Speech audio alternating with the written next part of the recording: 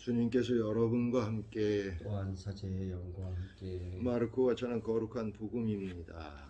주님 영광 받으소서. 그때 어떤 나병 환자가 예수님께 와서 도움을 청하였다. 그가 무릎을 꿇고 이렇게 말하였다. 스승님께서는 하고자 하시면 저를 깨끗하게 하실 수 있습니다. 예수님께서 가엾은 마음이 드셔서 손을 내밀어 그에게 대시며 말씀하셨다. 내가 하고자 하니 깨끗하게 되어라. 그러자 바로 나병이 가시고 그가 깨끗하게 되었다. 예수님께서는 그를 곧 돌려보내시며 단단히 이르셨다. 그에게 이렇게 말씀하셨다. 누구에게든 아무 말도 하지 않도록 조심하여라. 다만 사제에게 가서 너의 몸을 보이고 네가 깨끗해진 것과 관련하여 모세가 명령한 예물을 바쳐 그들에게 증거가 되게 하여라. 그러나 그는 떠나가서 이 이야기를 널리 알리고 퍼뜨리기 시작하였다. 그래야 예수님께서는 더 이상 드러나게 고을로 들어가지 못하시고 바깥 외딴 곳에 머무르셨다. 그래도 사람들은 사방에서 그분께 모여들었다. 주님의 말씀입니다. 그리스도님 참여합니다. 참 예수님, 어떻게 잘들 지내셨습니까? 날씨가 많이 이제 좀 그래도 좀 덜 춥죠? 저는 뭐 이렇게 잠깐 나가보고 그래도 확실히 좀 지난주보다는 좀 나은 것 같은 느낌이 듭니다. 눈 오고 나서부터 이제 좀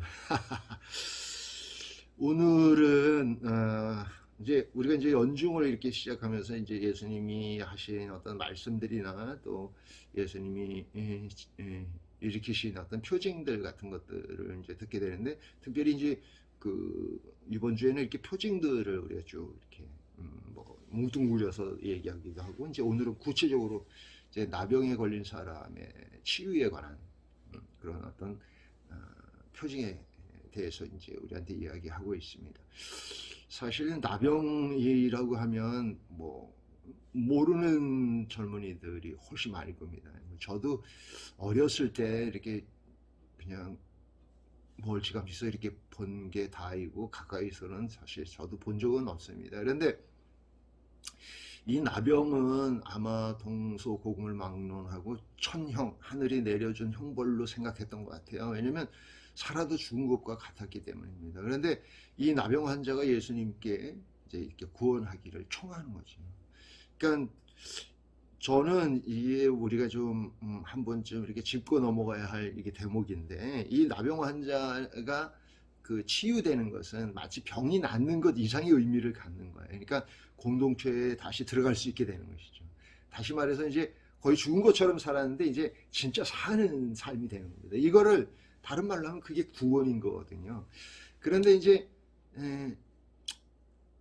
대부분이 우리가 만일 그런 뭐 죽은 것 같은 삶을 산다면 또 그것을 이렇게 회복시켜줄 누군가가 있다면 우리는 대뜸 뭐 그냥 바지 가랑이라도 붙잡고 어떻게든지 해달라고 막 이래야지 되는데, 이 나병 환자는 주님께서 하시고자 하시면 저한테 이제 저를 깨끗하게 해달라 이렇게 이제 청하고 있는 거죠.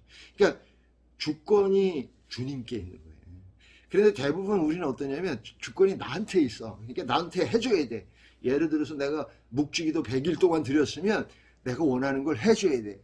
이거 참 난감한 거죠. 그러니까 사실은 내가 주인이라고 부르고 또 주님 그러니까 주인이라고 부르는데도 주인을 내가 마음대로 이렇게 하고 싶어하는 그런 어떤 욕망에 이렇게 사로잡힐 수 있어요. 그래서 이게 이제 영적 위기인 겁니다. 우리가 세속적으로는 사실 뭐 give and take, 내가 주는 것만큼 받아야 되고 받은 것만큼 줘야 되고, 만약 그렇지 안 되면 법정 소송까지도 해야 되고, 그것도 안 되면 이제 단절하고 저 새끼 안 보면 그만이다 뭐 이렇게 되지만, 우리가 하나님과의 관계에 있어서는 그게 아니에요. 주권이 하나님께 있고 나한테 이렇게 베풀어 주시고, 만약 그게 아니라면 우리는 우리에게 그게 필요하지 않을 수도 있다는 것이죠. 하느님께서 안배해 주시는 것은 우리가 구원을 얻기 위한 거지 내가 잘 먹고 잘 살게 하기 위한 게 아니거든요. 어쨌거나 이 나병 환자는 이렇게 청하는 거잖아요. 좀 대단하다. 그런데 이제 그 치유받고 나서가 문제예요. 예수님께서 어디 가서 얘기하지 말라 했는데 가서 막 떠들었어. 사실은 얘기 안 하고 배길 수가 없죠.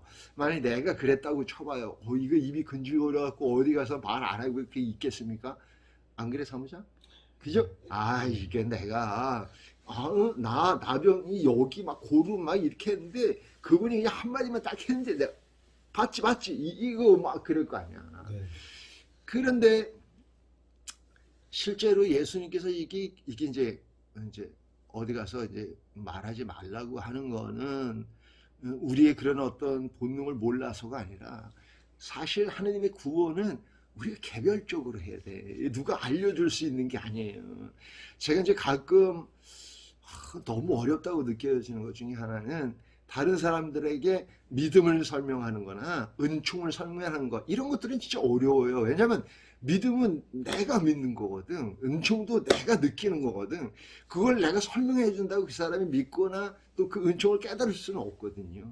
이게 굉장히 개별적인 거예요. 구원을 얻는 것은 내가 하나님과의 관계에서 이루어지는 거예요. 그게 누가 해서 나도 똑같이 한다고 이렇게 되는 게 아니거든요.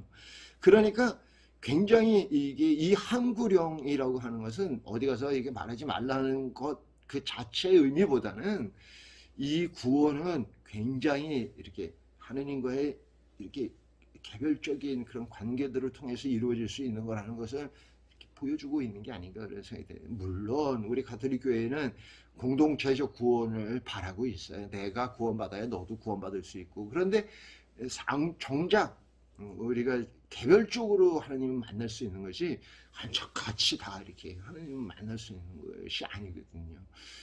그리고 이제 한 가지 우리가 이제 이렇게 일상적인 삶에서 그렇다면 우리가 이제 어떻게 하나님을 이렇게 알아볼 수 있는가? 남들하고 같이는 몰라도 내 개인적으로 어떻게 알아볼 수 있겠는가? 오늘 독서가 이제 그 히브리서에 나오는 말씀인데 특별히 이제 그 신명기에 나오는 말씀들을 이렇게 인용해서 막 이야기하고 있어요. 그런데 거기 요런 대목이 나와요. 오늘이라는 말이 들리는 한 여러분은 날마다 서로 격려하여 죄의 속임수에 넘어가 완고해지는 사람이 하나도 없도록 하십시오. 이런 얘기가 나오는데 여기서 이제 오늘이라는 말, 이게 오늘을 얘기하는 게 아니라 오늘이라는 말로 시작되는 성경 말씀이 있어요. 그게 신명기 나오는 말씀인데 뭐냐면 오늘 너희는 주님의 목소리가 들리거든 너희 마음을 무디게 가지지 마라. 이 말씀이거든요. 그러니까 오늘 이거는 뭐냐면 지금 하나님께서 나한테 들려주는 그런 메시지, 하나님께서 나한테 주는 어떤 은총, 축복 이런 것들에 내가 마음을 열고 그것을 보고 깨닫고 살고 드러내고 증거해야 한다는 거예요. 내일이 아니고 언젠가가 아니고 말이죠. 그러니까 오늘이라는 것은 오늘을 이야기하는 게 아니라 그 오늘이라고 시작되는 바로 그 성경 구절을 항상 염두에 둬야 된다는 것이죠. 오늘 주님의 목소리를 듣게 되거든 너희 마음을 무디게 가지지 마라. 요거 하나만 오늘 외워도 여러분들은 그냥 큰 은총을 하나 그냥 받은 거예요. 알았지, 사무장? 예, 사무장 둘이 제가 이제 미사를 봉헌해서 그러니까 여러분들도 오늘 요거 한 가지만 이렇게 이 말씀만 딱 오늘 주님의 말씀을 듣게 되거든 너희 마음을 무디게 가지지 마라. 아멘. 네, 내일 또 봐요. 여기 저희 성당에 눈이 내리는 풍경이 아름답다고 내가 그랬더니 보고 싶다 그래가지고 내가 이렇게 쫙 첨부해서 올렸으니까 구경들 하세요. 진짜 이뻐요.